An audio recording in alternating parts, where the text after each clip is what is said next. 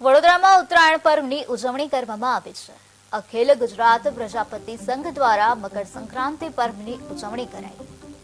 Councillor Rajesh પ્રજાપતિએ ઉત્તરાયણ પર્વની ઉજવણી કરી છે।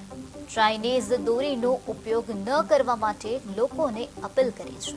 સૌ બધા લાલા મોટા વડીલો સૌ ધાબા પર પતંગો ચડાવી આ મહોત્સવને ઉજવે છે અને આ દિવસે તલનું મહત્વ છે। તલનું દાન બી કરતા હોય છે, ચીકી છે, અલગ અલગ પ્રકારની એનો બી મહિમા માનતા હોય છે અને સૌ આ દિવસે ખાદ્ય પદાર્થની રૂપે ગોળ ચીકીનો ઉપયોગ કરતા હોય છે વધારે પડતા। અને આપણા જીવનમાં જોવા જઈએ તો હર્ષ ઉલ્લાસ જે પતંગોમાં જે કલર અલગ અલગ હોય છે એ રીતે જીવનમાં બી કલર અલગ અલગ હોય છે। તો સૌ આપણે બધા હળી મળીને સાથે રહેવાનું હોય છે અને સૌ એકબીજાને સાથ સહકાર આપવાનો હોય છે।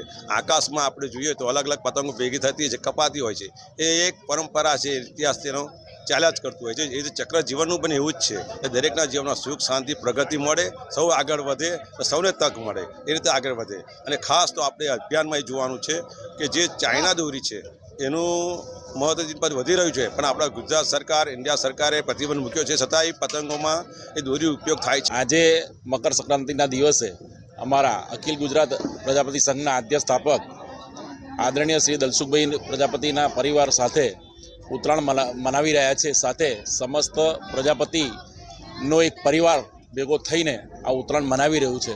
આ આકાશ એક અમારું એક પરિવાર જ છે અને એની અંદર રંગબેરંગી જેવી પતંગો જેવી સમાય છે, એવી રીતે દરેક કુટુંબીજનો અને જ્ઞાતિભાઈઓ સમાયેલા છે।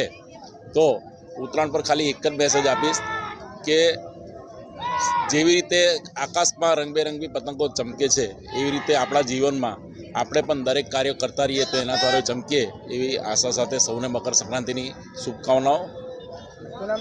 હિતેશભાઈ પ્રજાપતિ, પ્રમુખ શ્રી અખિલ ગુજરાત પ્રજાપતિ સંઘ વડોદરા શહેર સમિતિ। સૌ બધા લાલા